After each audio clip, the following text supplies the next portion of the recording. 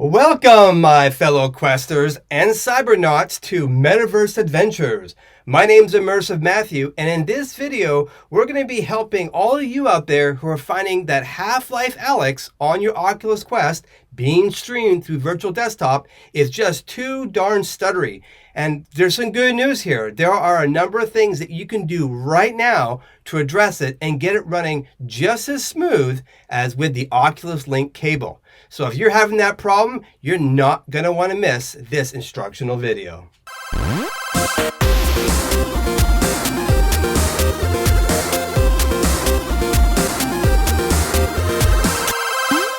All right, before I get into the details here, let me give you the versions and my PC specs to give you an idea of where I'm coming from here. So at the recording of this video, I'm on the latest version, not the beta, the latest released version, which is 1.10.2. I'm running on a PC with Windows 10 and all the latest drivers, including all the latest NVIDIA drivers. You gotta make sure you update that as well. It has an i7-7700K and an NVIDIA 1080 Ti graphics card. So a pretty decent machine, not the top of the line, but pretty beefy. And it does run Alyx very well. And we'll talk about that more in a few minutes and how you can go in to see if your PC is the root cause of stuttering or not. So we'll get into that. But what do I mean by stuttering? Now, this is a little hard to show you. I mean, here's a video of me recording this while I was in the Quest earlier, and believe me, this felt very uncomfortable. I mean, stuttering every couple seconds, sometimes multiple times per second. I mean, you can see me going down the hallway here or going down the sideways through the hallway trying to see if I could detect it, and it's like going by and all of a sudden, instead of being smooth, it's just sort of like all of a sudden like that. And it's very jarring, and it's strange how it hardly looks like it's stuttering at all when you look at it here in the 2D world, but wow, do you ever notice it in VR? And in fact, over time, if you kind of push through that stuttering, you will actually end up getting a little queasy. And maybe not all of you, but I've got pretty good VR legs, and I rarely get sick in VR, and I found this a little bit unbearable after just a short amount of time. So I went on a hardcore quest to fix this problem, and it went on quite an interesting journey, and it prompted me to make this video because I bet a lot of you are having the same problem. So that's what stuttering is all about. So one of the very first things I want to say right up front, and probably the easiest thing for you to do to reduce stuttering and maybe even eliminate it, is the settings of virtual desktop. Alyx is a pretty intensive game with some pretty high graphics, a lot going on the screen. It's a lot for the renderer to render, transmit over the Wi-Fi, and for the Quest to unpack. It's a very busy scene, not a lot of static things going on there. And for that reason, you gotta tone down some of virtual desktop settings. Now, this advice came over from the virtual desktop Discord. There's a great person over there by the name of RogueTR who gave us this tips. They said, first off, you gotta go into the desktop client. That's the PC streaming client that you installed on your Windows machine. And there you gotta set the codec to H.264. Now, the choices are automatic, H.264, and HVAC. You want to make sure you manually choose H.264. And I know you're probably going, well, that's an older standard. Why would we choose that? Because that is the one that does actually work best in this scenario. I know other games, we've been using other formats, but this one you do have to use H.264. Then, once you get the app running inside the Quest, you've connected to your PC, you're going to want to go and change your bandwidth setting to medium. Now, I know that you're probably raising your eyebrow on that one as well, because there's 4 choices: low, medium, high, and insane. And if you're like me, I want the insane bandwidth. However, you really have to tone down your expectations here, because the Quest can only render and uncompress that video stream so well. And this is one of the reasons why you may be having hiccups. So tone it down, choose medium. And frankly, you don't really notice a heck of a lot of difference between, the medium setting and the insane. Maybe a little bit in fog where some of the gradients are a little more obvious. It's not as smooth, but generally you'd be really hard pressed. So good on, virtual desktop. It's a great product this way. And even on medium settings, it's very good looking. I mean, it's an amazing looking game, even on medium settings. And I'll trade a smooth experience for these settings any day. And you're going to want to then uncheck the sliced rendering option. So take that off entirely.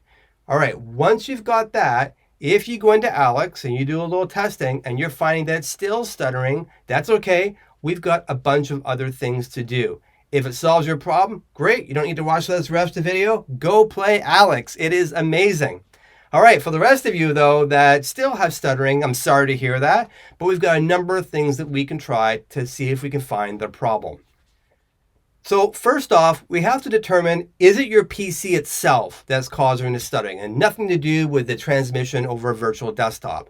There are sort of three ways we can do this. Two really simple and easy, and one a little more complex for those of you who want to get under the covers.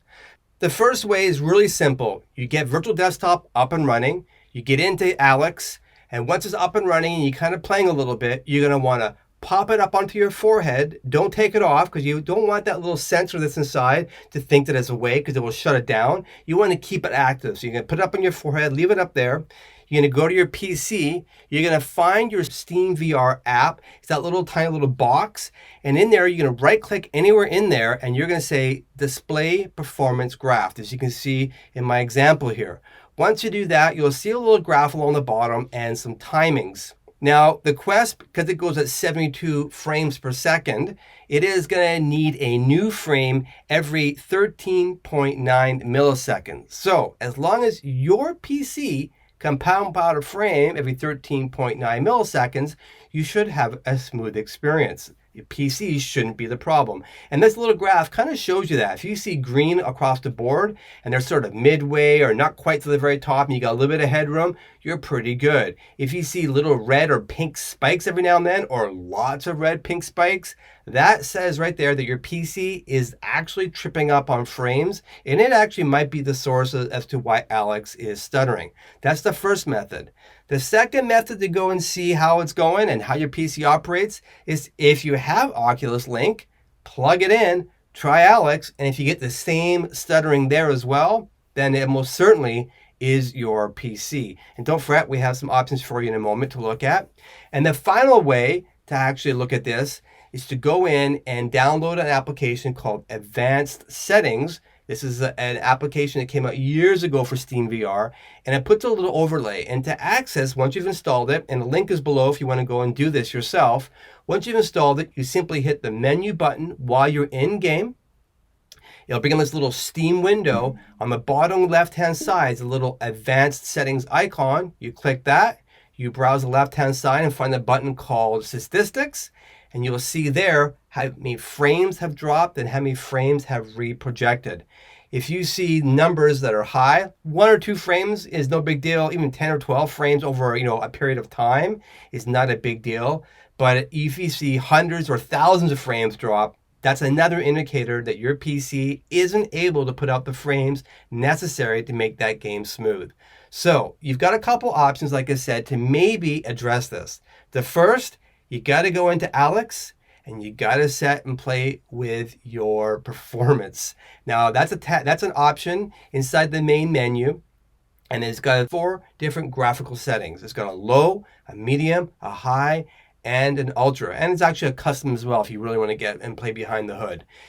Try it on the lowest setting. Then go back and one of those 3 methods again and have a look to see if you're dropping frames. If you're not dropping frames now because the lower settings helped out, then go and see if it's stuttering to you. If it's still stuttering and the performance is just fine, there's no frames being dropped, that's okay again. We'll continue on diagnosing this problem to figure out which component it is.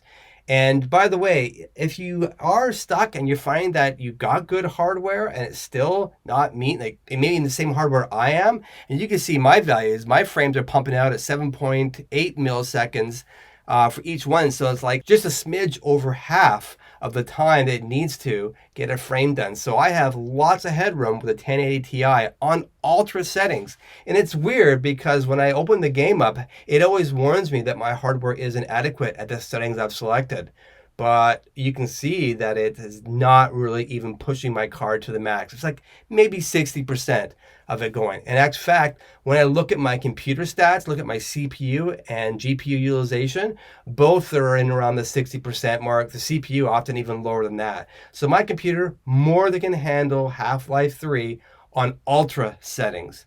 So if you're in the same boat with similar hardware or better, and you're not getting this, update your drivers, update Steam, update your Windows drivers, update your NVIDIA or graphic drivers. You got to make sure you're on the latest and get on the latest version of Virtual Desktop. If it's still not working and you have the same hardware as me, feel free to comment below and I can give you a hand to see what else it might be.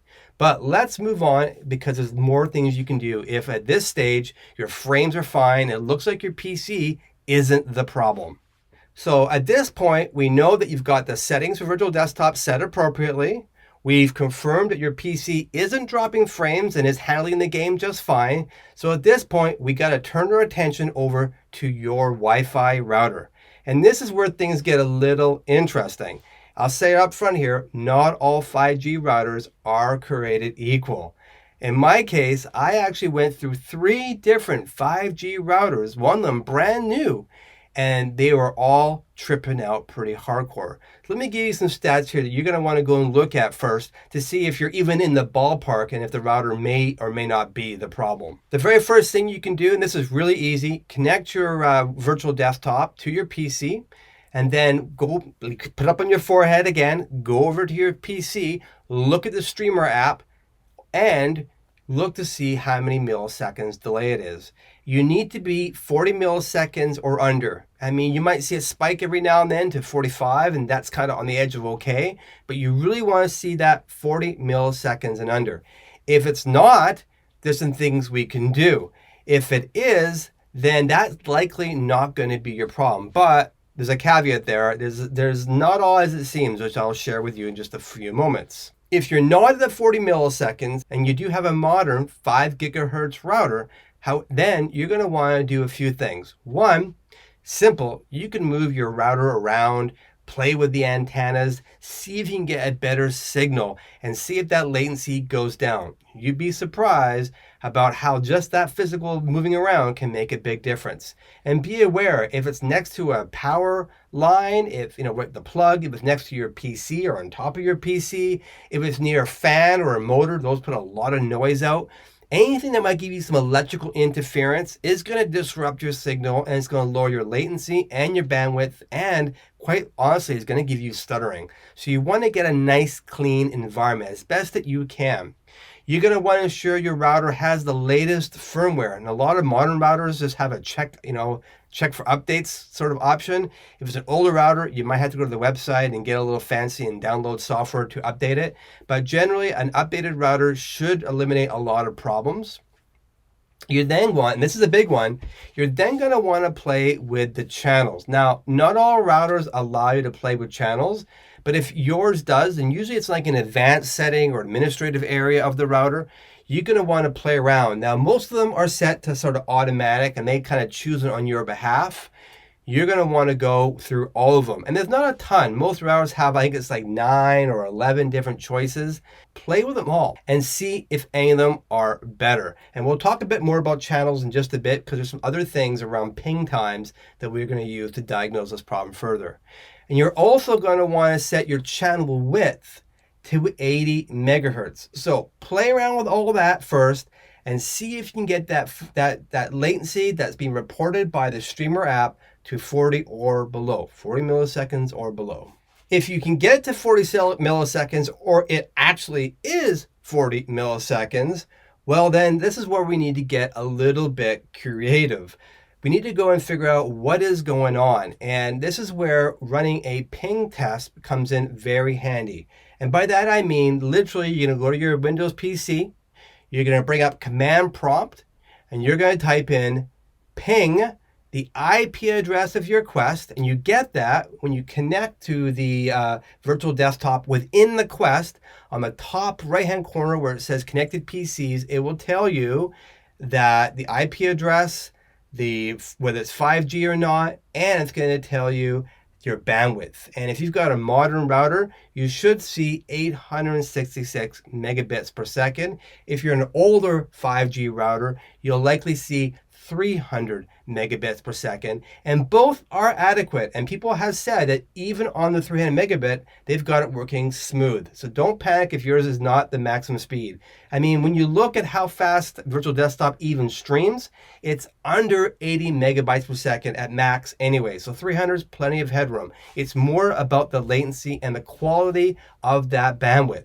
So that's why we're going to take that IP address. We're going to go back over to your command prompt. And where were we? We're ping that IP address you just got. So mine would be like 192.168.0.157. That's where MineQuest is in my house. And then you can hit a space and a /T. The command is down below if you want to grab it. You can hit enter, and it's going to repeatedly, every second, going to go out to your Quest and do a ping. Now, what's really interesting here, if you're not in Virtual Desktop, your ping times are going to be really horrible and all over the place, like 30 milliseconds, 100 milliseconds, 200 milliseconds, 50 milliseconds, just like all over the place. That's because the Oculus Quest Wi-Fi chip kind of goes into a sort of standby mode when it's not being utilized heavily. But the minute you launch Virtual Desktop and you connect to your PC, it's on and it's in full gear. And you should see those values drop all the way down to around the 1 millisecond mark. That's the ideal value, and really no more than 5 milliseconds consistently over and over again. Now, when you're running that, the /T means it will keep on doing that. So let it go for a little bit and see if it consistently gives you 1 millisecond. Here's a screenshot of mine, and you can see that it's generally 1 millisecond or less with the odd hiccup to 2 or 3 milliseconds. I don't generally see them much higher than that, but yes, every once in a while, I'll see a 30 just pop out of nowhere. And that's because of interference and other people's Wi-Fis. And I'm in a condo unit with many, many Wi-Fis all around me. And take a look at my Wi-Fi list, and it's like enormous. Sometimes it's even hard to find my own Wi-Fi. So there's a lot of signals in my building all bombarding my area. And so some channels are worse than others. And so that's kind of the thing here. If you're seeing your pings all over the place, and you're not seeing them hovering around a consistent value, even if it's 5 milliseconds, you kind of want to see that fairly consistency plus or minus a few milliseconds. And if you're not, it may not be a good channel for you. So if you have the option, like I said earlier, within your router, see if you can change the channel and keep on doing that. Now, this is a tedious exercise, unfortunately, to do, because each time you have to reset your router and it takes a while and everything disconnects and everything has to reconnect and you have to go back into Virtual Desktop. So this is going to take you a little while. So be prepared to spend an hour or two on this. However, I found in my case that channel 153 was the best. In fact, it's very consistent under 1 millisecond with just a very odd pop of 2 milliseconds. And that has given me a really good experience. So if you're not seeing it and you can't find any channel that works, try moving your router to a whole nother spot, maybe in the other side of the room. Maybe wire it around if you got a longer Ethernet cable, because you have to have an Ethernet cable to your PC over to your router. And you can get long Ethernet cable, that won't matter here too much. Sometimes just that can make a world of difference. So I encourage you to really play around with that placement, and you got to get that ping consistent. If you don't, and it's all over the place, you're never going to get a stutter-free environment, unfortunately. So that, for some people, might be a deal breaker. And if you're near a hydro line or you're near a military base, they use channels above, I believe, it's 80 or 100. So you might not even be able to use some of those upper channels. But play around with it. Hopefully, you can find a channel that works for you.